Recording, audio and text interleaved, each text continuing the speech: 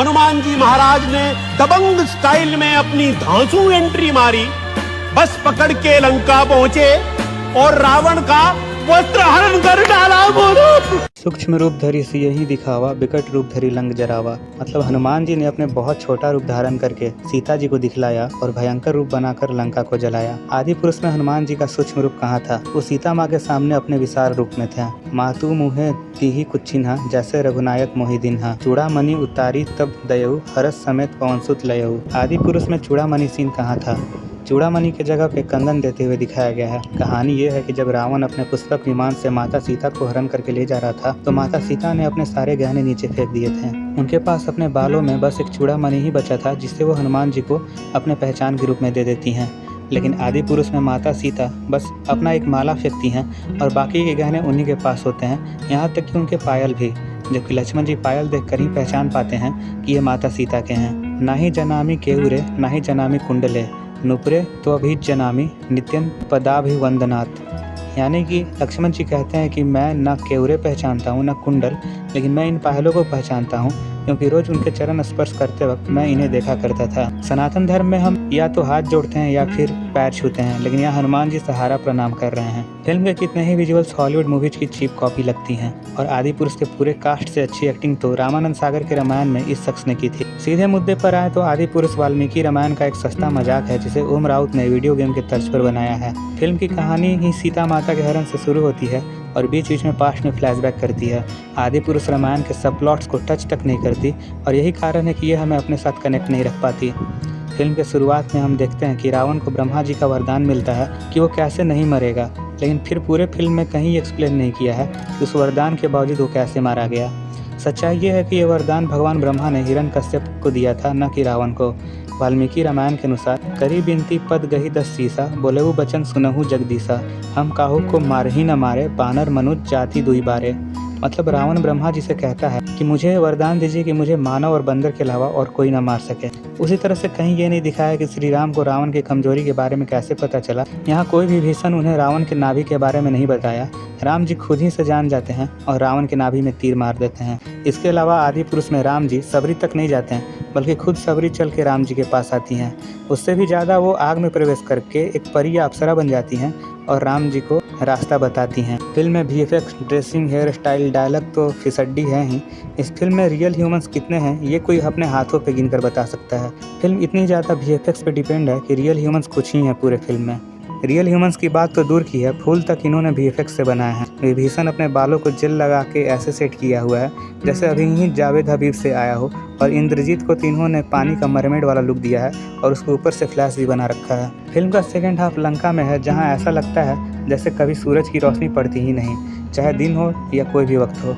इसके अलावा उन्होंने जो एनिमेटेड राक्षस बनाए हैं वो हॉलीवुड के चीप कॉपी लगते हैं। रावण का लुक भी मार्वल के थॉर से बहुत कुछ मिलता है, और इन्होंने जो रामायण को मार्वलाइज करने की कोशिश की है ना, वो सच में बहुत ही पैथेटिक लग रहा था। फाइट सीन में रावण की तलवार से ब्लू लाइट निकलती है जिससे वो वानर सेना को मार रहा होता है, बिल्कुल थॉर के हथौड़े की तरह। राम सेतु बनाने वाले सीन में एक भी पत्थर पे श्री राम ने लिखा था, ना ही लिखते हुए दिखाया। नल और नील जो रामायण के इतने इंपॉर्टेंट कैरेक्टर्स हैं उनका कहीं जिक्र ही नहीं है।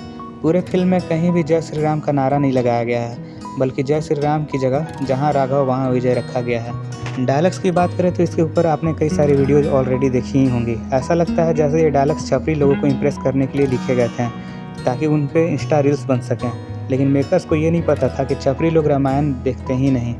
महाराज रावण, इन चेतावनी है कि तुम मरने के लिए तैयार रहो। जिसकी चलती है वही जानता है। मैं स्वयं भी मृत्यु दंड देने की शक्ति रखता हूँ, परंतु मुझे श्री राम की आज्ञा नहीं।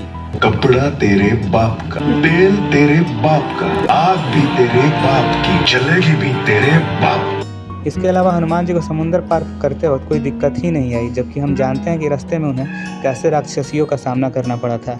अशोक वाटिका में एक भी अशोक का पेड़ नहीं था। लंका सोने की बजाय काली असगार्ड लग रही थी। जो राम और सीता के बीच प्रेम दिखाने की इन्होंने कोशिश की वो भी क्रिंज ही रही। राम सीता के प्रेम को इन्होंने पूरा बॉलीवुडिया तरीके से करण जौहर वाले स्टाइल में दिखाया, जहां उनके बीच एक जुड़ाव तो नहीं दिखा, वो बस अलग अलग आर्टिफिशियली बने नेचुरल सीन्स में घूम रहे हैं। और वो नेचुरल सीन्स फूलों के मैदान भी ऐसे थे जो पूरे भारत में कहीं नहीं पाए जाते हैं। फिल्म में डायलॉग्स इतने कम हैं कि पूरे फिल्म में कहीं भी गहराई या सीरियसनेस दिखती ही नहीं। पूरी फिल्म बस एक मजाक की तरह लगती है। फिल्म में कुछ बेमतलब के सीन्स भी हैं, जैसे कि राघव और शेष पहली बार बजरंग से मिलते हैं तो शेष उनसे सवाल पूछते हैं, जो कि देखने में भी अजीब लगता है। हनुमान जी, जिनको कि विद्या बुद्धि भी कहा जाता है, वे उनसे एसएससी और जीडी के सवाल पूछ रहे हैं। और उसके बाद जब बजरंग शेष के जनरल एप्टीट्यूड का टेस्ट पास कर लेते हैं तो तुरंत ही राघव और बजरंग एक दूसरे को पहचान लेते हैं।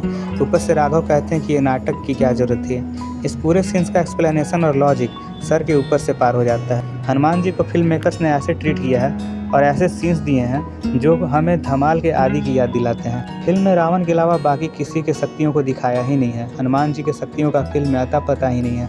वो आसानी से कुंभकर्ण से पिट रहे हैं। इंद्रजीत बड़े ही आसानी से शेष और सुग्रीव को गिरा दे रहे हैं। राम जी की बाकी सेना भी बस ऐसे ही एवरेज दिखाई है, जबकि उनकी सेना में एक से बढ़कर एक वीर थे।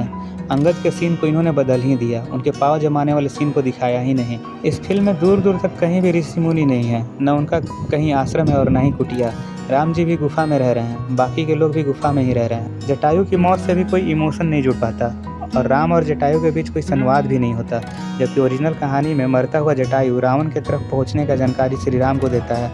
वहीं फिल्म में हमें दिखाया गया है कि श्री राम रावण को सीता को ले जाते हुए देखते हैं और बस उसके पीछे पीछे दौड़ रहे हैं। उन्होंने एक तीर तक नहीं छोड़ा, बस एक बेचारे की तरह उन्हें पीछे पीछे दौड़ते दिखाया है। वैसे ही रावण के युद्ध के दौरान एक सीन में ऐसा दिखाया है कि राम जी अपने भरी हुई आंखों से आसमान की ओर देख रहे हैं, जैसे ऊपर से कोई मदद मांग रहे हों। पूरे फिल्म में रावण को तो पूजा करते दिखाया है, लेकिन एक सीन भी ऐसा नहीं है जहां राम जी को पूजा करते दिखाया हो। फिल्म में और भी बेमतलब के बदलाव हैं, जैसे कि पुष्पक विमान को ड्रैगन से बदल दिया गया है, जिसे रावण अपने हाथों से मांस खिलाता है। कॉस्ट्यूम की बात करें तो रावण टी शर्ट पहनता है, बाकी सब भी चमड़े के बने कॉस्ट्यूम्स पहनते हैं।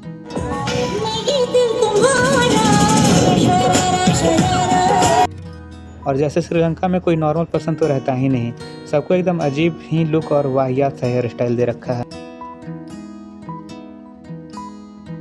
सब लोगों को एक रिक्वेस्ट है कि हमारे हनुमान जी के लिए आदि पुरुष के हर शो में एक सीट आप खाली रखें।